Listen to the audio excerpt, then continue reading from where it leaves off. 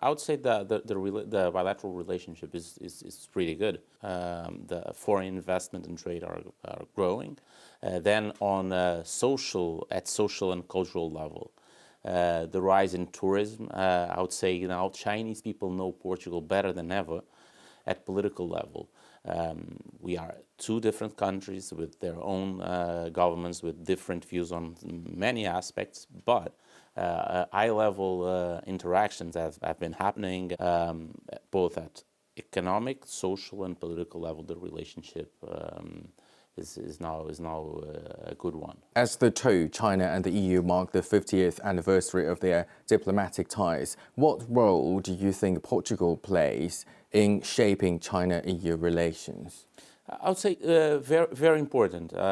Not only because Portugal is a country in Europe where there is a very important economic presence now and interaction with China. We have been showing for, I would say, centuries, a very significant role as a builder of bridges. I would say in a moment of tension, this capacity of Portugal to build bridges and to have bridges already built with China will be very important to bring together two of the largest economic, political blocs in the world nowadays. And let's talk about bilateral investments. We know China is a growing economic partner of Portugal, and the country's direct investment in Portugal reached an historic high last year. It was about $4.3 billion, making Portugal one of the largest recipients of Chinese investment, especially in Western Europe. What do you think led to the growth, and in what sectors specifically? Indeed. This wave of foreign investment of China in Portugal started about 12 years ago. I was also in government at that time. And it was a combination of domestic factors. Portugal was going through an economic and financial crisis.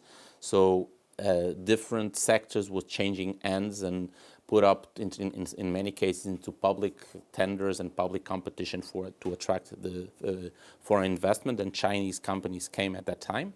So that's a combination of that. And on the other hand, the fact that Portugal has several strategic sectors that are very interesting for countries that are looking for building green transition, digital transition. And so those sectors where it started were mostly energy related, financial services, insurance sector. It started from there.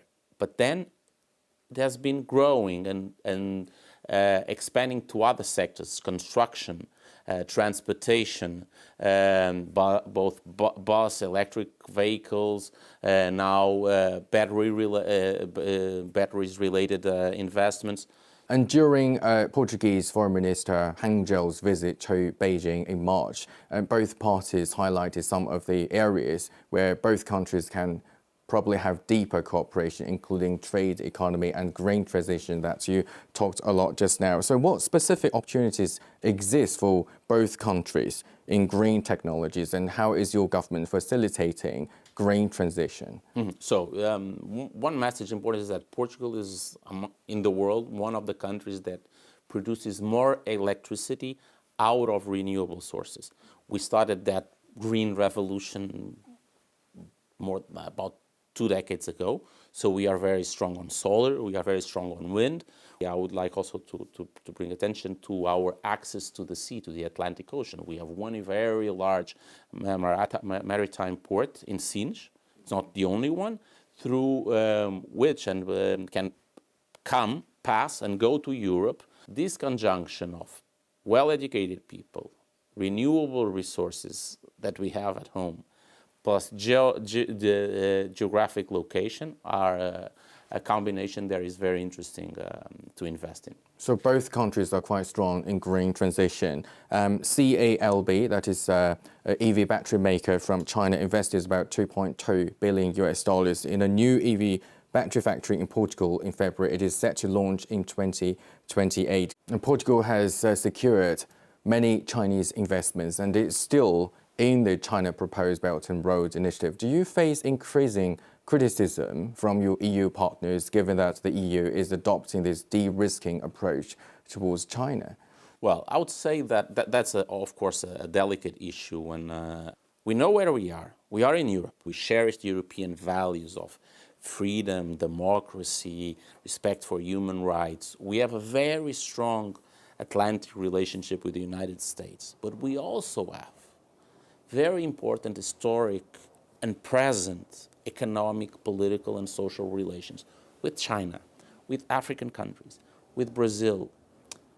We don't want to be closer to one against the other. So that's the reason why Portugal abstained from voting on additional tariffs on Chinese-made EVs. So we benefit from open trade.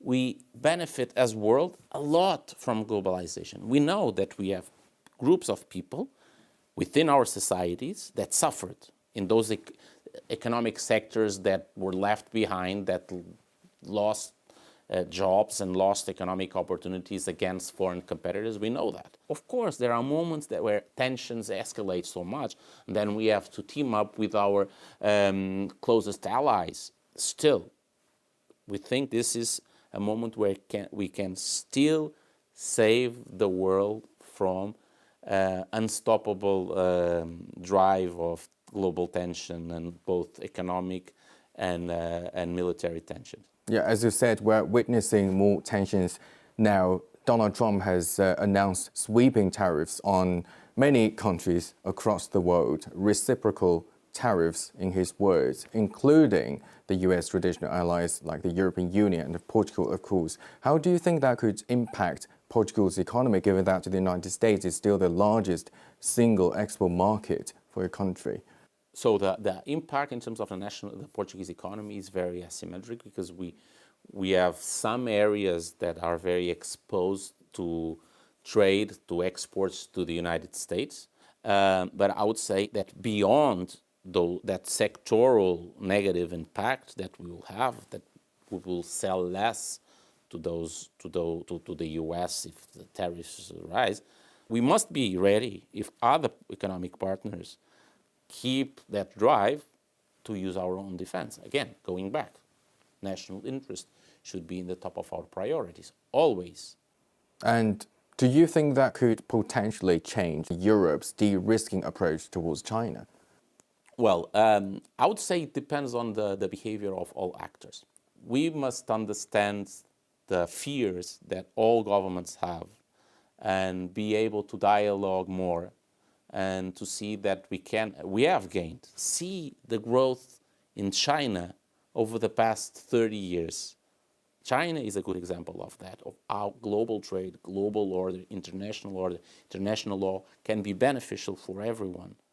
With or without the trade wars, we should, and I think we as Portugal, as a pivotal player in the European scene, we will work towards increasing relationship between Europe and China. So I would say de-risking, but also de-escalate tensions. Try to reduce both.